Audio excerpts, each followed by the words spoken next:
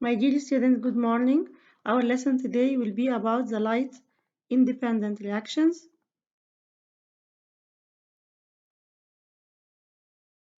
During this lesson, we are going to discuss the rules of HEP and reduced NADP in the light-independent reactions. We are going to learn the events of Calvin cycle, focusing about carbon fixation. And then finally, we are going to discuss the photosynthesis experiments.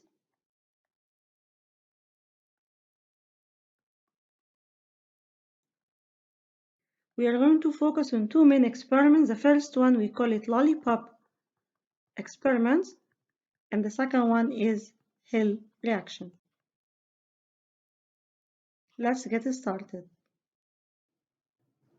Okay, guys, do you hear me? So as per your conclusion now, we can say that the cycle is divided into three main stages. Ribulose biphosphate to G3P, we call it carbon fixation. If we start with one RUBP, so we'll have two molecules of G3P and one carbon dioxide is used here. And second stage in the cycle is reduction, where the G3P converts into triose phosphate by reduction. This means that triose phosphate has more hydrogen than G3P. Here, this reaction involves a use of HEP and reduced NADP. Third stage, which is regeneration, where triose phosphate is used to regenerate RUBP.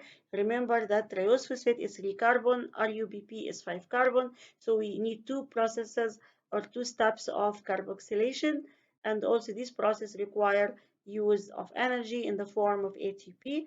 And finally, a very small amount of triose phosphate is used to form a hexose phosphate, which you form sugar, and then starch can be produced. This is the starch that you will test the leaf for it by using iodine solution.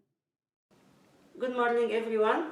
Today we are going to complete our lesson about the light-independent reactions. You remember in the last lesson we explained the light-dependent reactions, and we said that by the end of the light-dependent reactions, reduced NADP and HEP are produced, and they will be used in the light-independent reactions. Light-independent reactions start with a very important process that we call it carbon fixation. Carbon fixation depends on fixation of carbon dioxide. This reaction happens inside the stroma in the chloroplast, unlike the light-dependent reaction which happens within the thylakoid membranes. Inside the stroma, there are many enzymes that catalyze the processes happening here, and they said that the triose phosphate is the first stable carbohydrate sugar formed in the light-independent reaction. Triose phosphate is a 3 carbon sugar, while carbon dioxide is just 1 carbon sugar. Now we are going to learn how one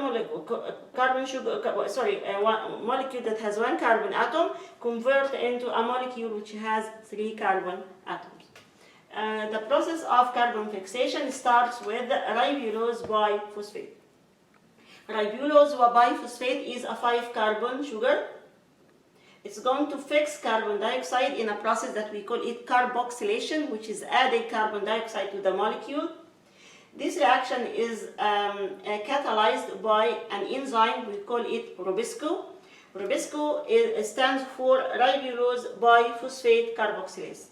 Rubisco catalyzes the addition of carbon dioxide to ribulose biphosphate to form first a 6 carbon molecule, which is unstable, quickly split into 2 molecules of glycerate 3 phosphate. So a 5 carbon sugar plus 1 carbon molecule, which is carbon dioxide, will form 6 carbon unstable molecule splits, giving 2 molecules of glycerate 3 phosphate. Each of them has 3 carbon atoms.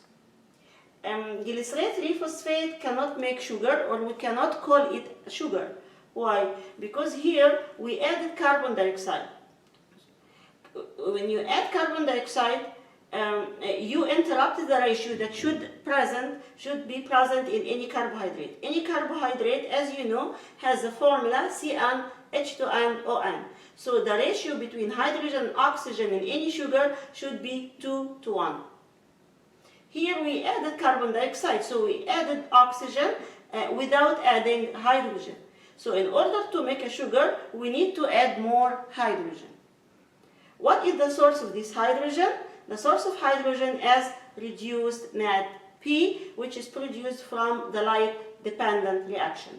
Reduced NADP is going to donate its a pair of protons to glycerate 3-phosphate, and then NADP will be a reduced NADP.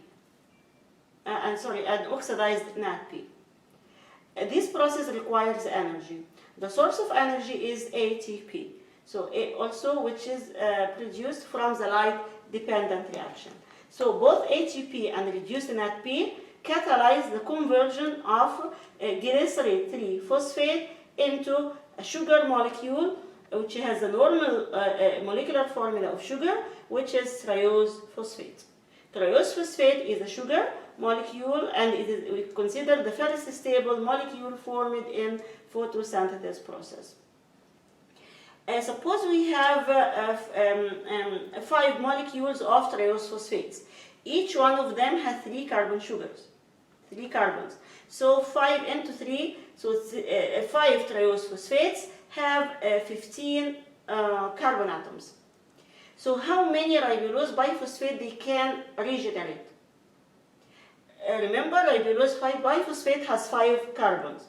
So 15 carbons in triose phosphate can make 3 molecules of ribulose biphosphate. This process also requires energy, which is sourced by the ATP. So 3 ATP molecules are used to convert 5 molecules of ATP into 3 molecules of ribulose biphosphate. But here, in this way, triose phosphate will regenerate the ribulose biphosphate in what we call Calvin cycle.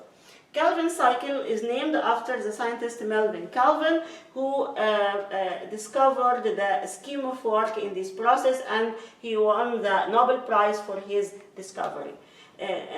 Let's summarize the Calvin cycle. Calvin cycle starts with carbon fixation, where the ribulose biphosphate reacts with carbon dioxide in presence of Rubisco to form the 6-carbon unstable molecule, splitting, giving 2 molecules of glycerate 3-phosphate.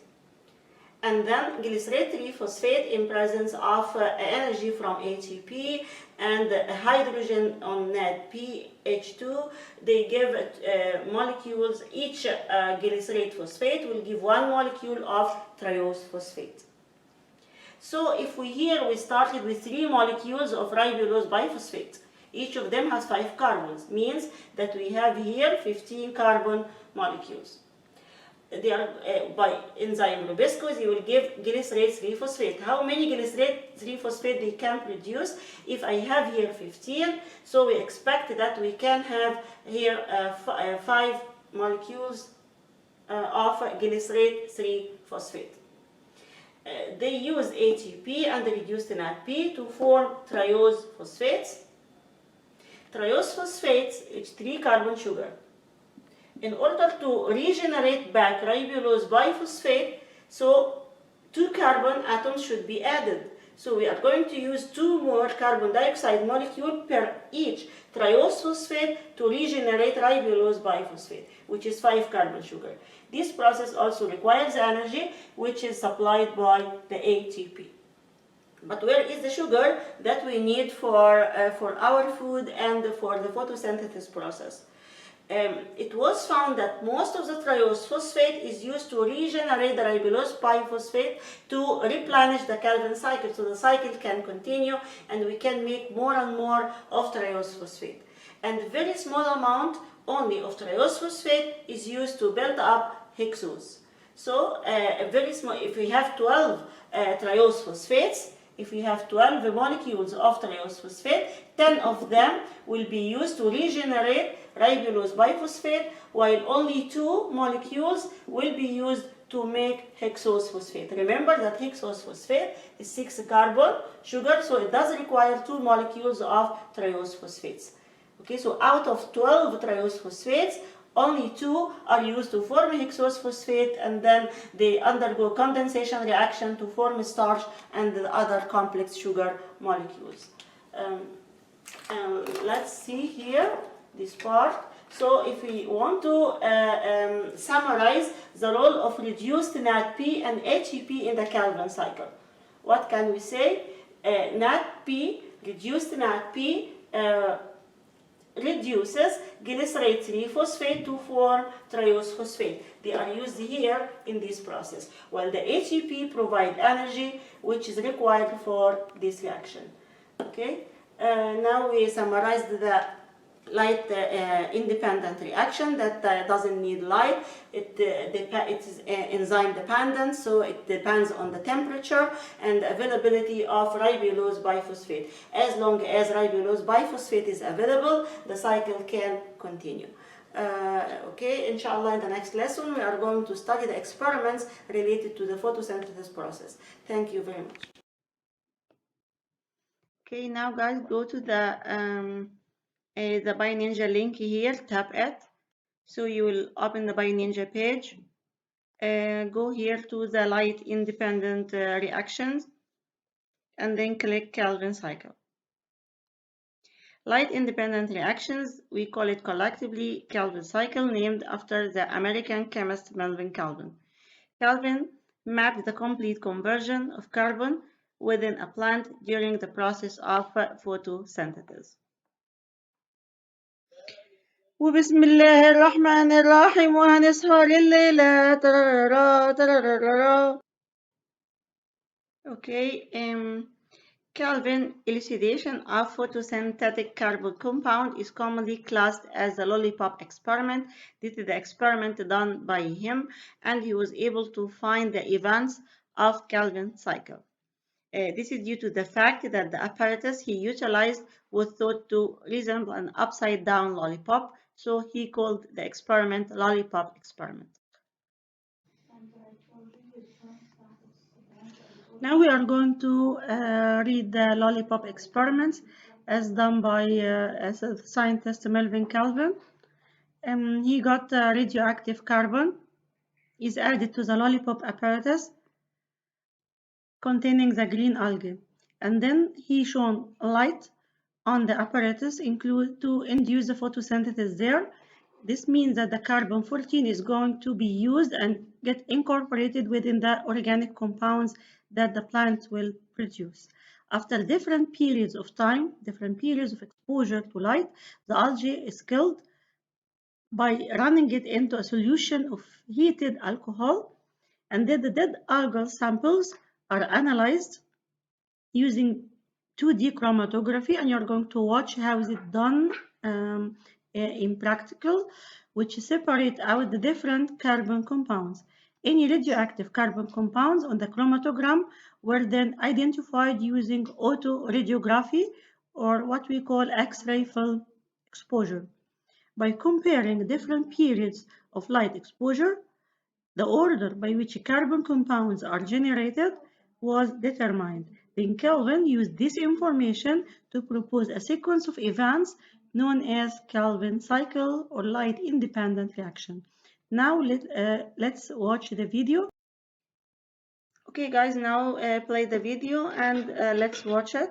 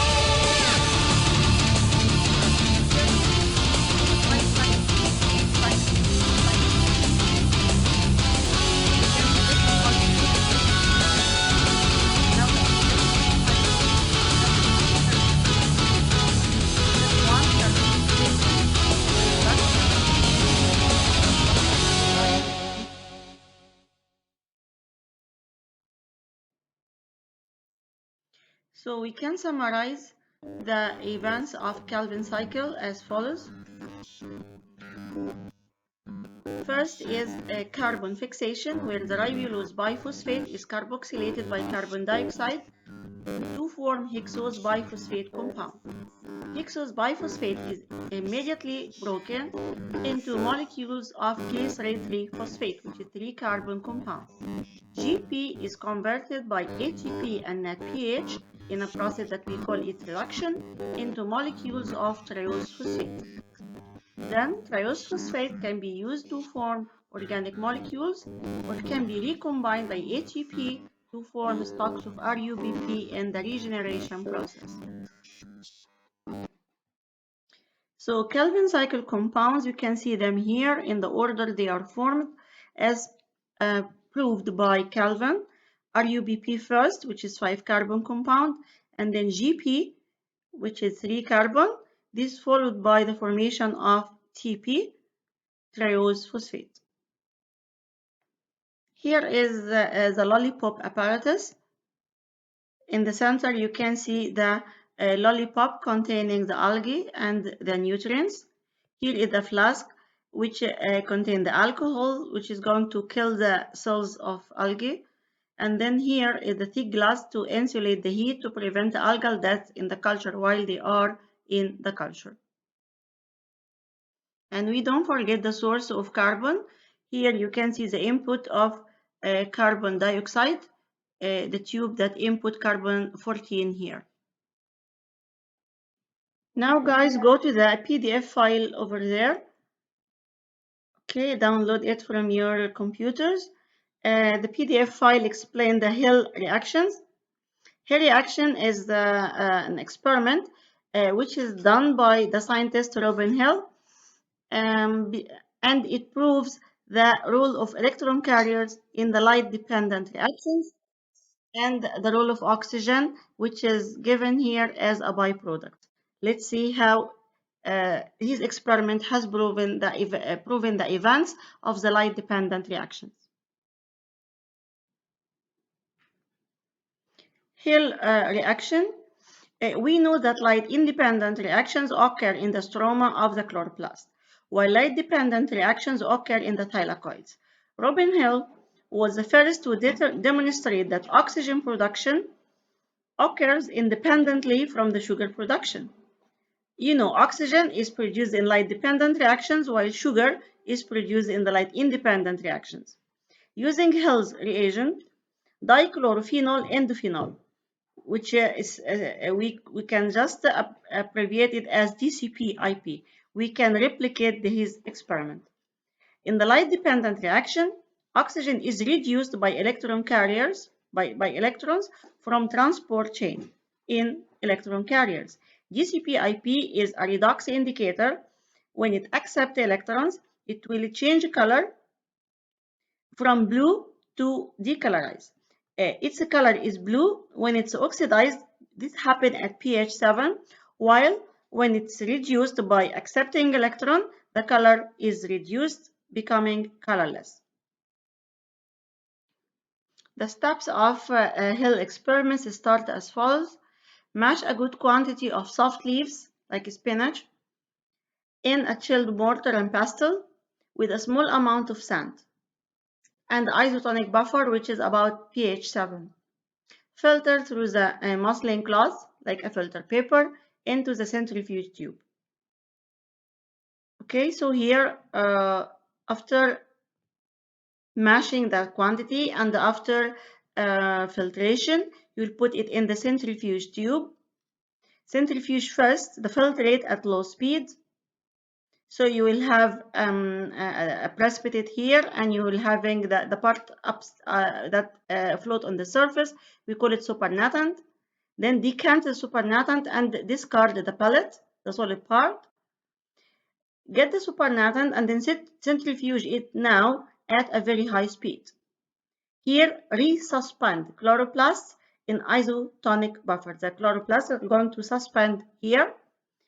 Decant the supernatant and discard. So now we got the chloroplast. Remember that the green leaf doesn't contain only chloroplast. It does have so many other tissues and structures and solutions.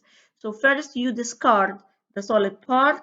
In the second experiment, when you centrifuge at high speed, you discard the supernatant, and you get the solid part, which is a resuspended chloroplast.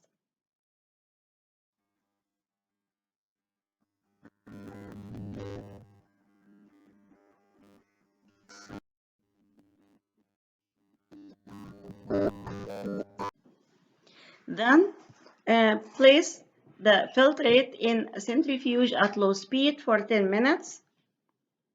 Decant the supernatant into a new tube and discard the pellet. Centrifuge the supernatant at a high speed for 10 minutes. Discard the supernatant and keep the pellet, which contain the concentrated chloroplast. Resuspend the chloroplast pellet in isotonic buffer. Prepare 2 test tubes, one exposed to light and one covered in dark paper. Place 0.5 centimeter cube samples of chloroplast suspension in each of these 2 tubes. Add 4.5 centimeter cube of DCP-IP. So here is the chloroplast suspension, and we are added buffer solution. We expose one to the light and the other one we kept it at dark. Then you can see here the DCP-IP will change its color to indicate that electrons are transferred during the light-dependent reactions. DCP-IP in the buffer solution, isotonic at pH 7, it has a blue color. Once it accepts the electrons, because first the chlorophyll will absorb light energy, becomes excited, electrons are going to pass from one chlorophyll molecule to the next until they reach the reaction center. And from the reaction center, electrons are going to move through chain of electron acceptor. In vitro, the first part will take place even if the chlorophyll is out of the green plant. But the second part, electron carriers, we have the DCP-IP that can perform exactly the same process. So it's going to accept the electron, okay, and it's going to decolorize. After about 5 minutes, you should see the color change in the sample exposed to light, while the other sample remained dark blue because it was away from light. So the colorimeter indicator here was the DCP-IP. It intercepts the electron in the electron transport chain between the plastoquinine and cytochrome complex, between the cytochrome, which is the electron carrier, and the plastoquinine. Here the DCP-IP can work in this area. And it becomes reduced, means it gains electron. As a result, its color also reduced or disappeared. Guys, if we have a closer look for this graph, which shows what happens to the absorbance of DCP-IP as per the plant getting exposed to light. The reading has been taken every 30 seconds or at 30-second intervals. You can see that there is a drop in the absorbance of DCP-IP. And the reading of a spectrophotometer. The decrease in absorbance means that it's getting reduced and gradually turn from blue to colorless. So as the time goes on, more of DCP-IP is used in the reaction or get reduced, and also its color is reduced during the same period of time.